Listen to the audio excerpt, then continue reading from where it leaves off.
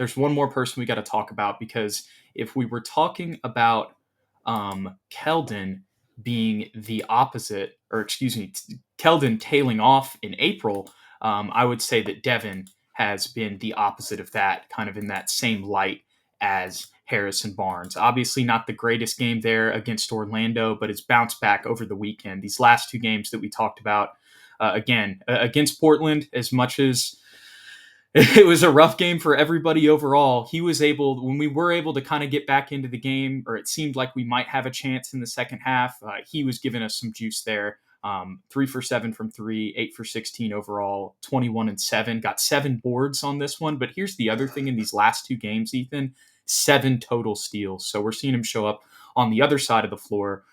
These last two games, he has been playing at what his contract values in comparison to the 3 before this that we see. I agree. He's had a fantastic April, even a better March, to be honest, on a greater sample size. Like, he's really recovered in terms of that consistency factor. However, I still think I agree with Alex in the comments. I think he'd be a fantastic sixth man. And if he can continue at this streak into next season, but coming off the bench, I think that allows him to play more to his strengths, have the ball in his hands, and be that mold that we were hoping Malachi eventually would be. I think that's out the window. But if you bring him off the bench, you have a starting lineup of Stephon Castle, and then he can start Harrison Barnes at the 3 spot. And at that 2, you can fill in pretty much anybody. Hopefully we can bring back Chris Paul. We'll talk about that in a second. But if not, I'm You forgetting about De'Aaron?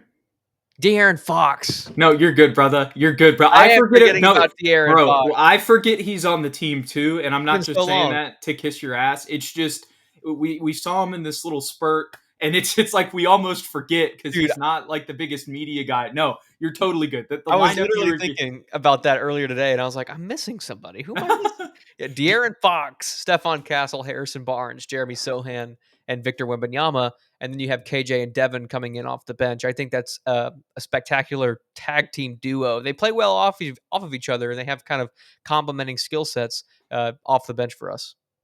Yeah, 100%. I brought that up a couple episodes ago. I think that might be a month ago. At this point, kind of just the idea of him coming off the bench, or I say a month ago. I think that was actually like last week, now that I think about it. Everything jumbles together in adulting, Ethan. But the point that I was getting at is that if you have him slated as that backup 2 behind Stephon, 1, that brings a ton of offensive firepower to the bench. And the thing that I was thinking about, Ethan, I know we've made this comparison a lot of times as we kind of try to figure out our sixth man of the future, but those stats that Devin has up there, maybe not the efficiency, I'd have to look at them completely, but just 16, 4, and 2, it's kind of reminiscent of Manu Ginobili.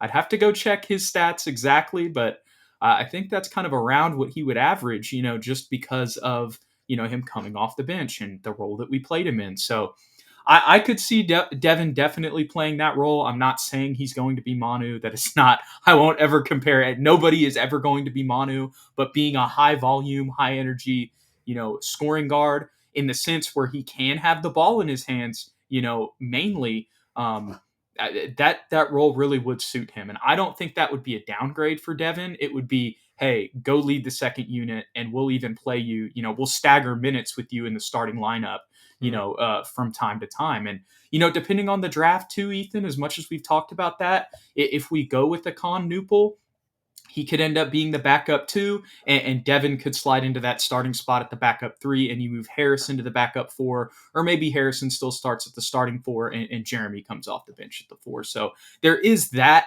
possibility as well. But I honestly really like the idea of bringing him off the bench as the backup 2 and kind of having him in that 6-man role, just because I think my takeaway as of right now here on April 7th, Ethan, is him playing with the ball in his hands, like him being more of a ball dominant guy.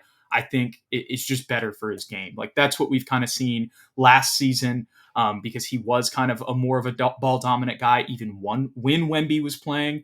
The struggles, as much as the injury was a factor, and, team chemistry and stuff like that, the struggles came, when he was next to another ball dominant guy.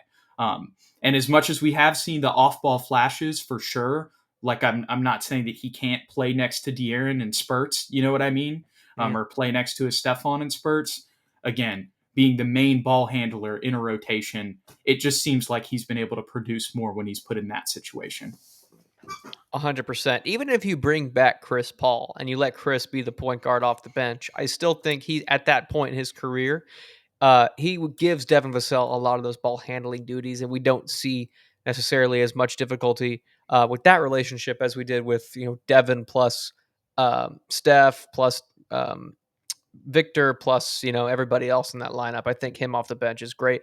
And if we are able to draft or sign a better backup center, there's his pick and roll partner, right? Yeah, It doesn't necessarily have to be Wemby. And also thinking back on the Manu comparison, Manu played most of his minutes with the starting unit. He just was the first guy off the bench.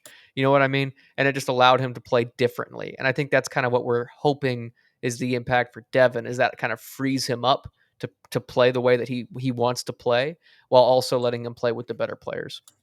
yeah, yeah. I think that's a great point. Michael Hunt adds some context. He says, "At fellas, if I've seen anything from Dev, it's that he can take a bigger role." So he's believing in Dev. He says, Mhm. but he's better in a Danny Green 3 and D type role, with a small sample size pick and roll handler stuff mixed in. And he also says he just needs a true running mate to pick and roll with. So to your point, getting a true backup center Yeah, that can definitely help.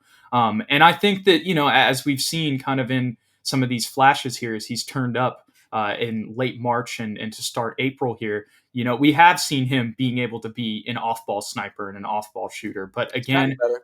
it's hard to kind of put my fingers on and articulate like on the court. But like I said, when he's in those scenarios where he's more of a primary ball handler, it just seems like he's more connected, in rhythm, fluid. And even on like on the defensive side of the floor, I feel like he plays better when that's the case as well. So again, we could talk about that forever, but I think we have made the point there, Ethan. I think there's a lot of appeal to Devin Vassell coming off the bench in that 6-man role. Not a slight to him. I can see the advantages of him being the starting 3 as well, depending on how the draft goes.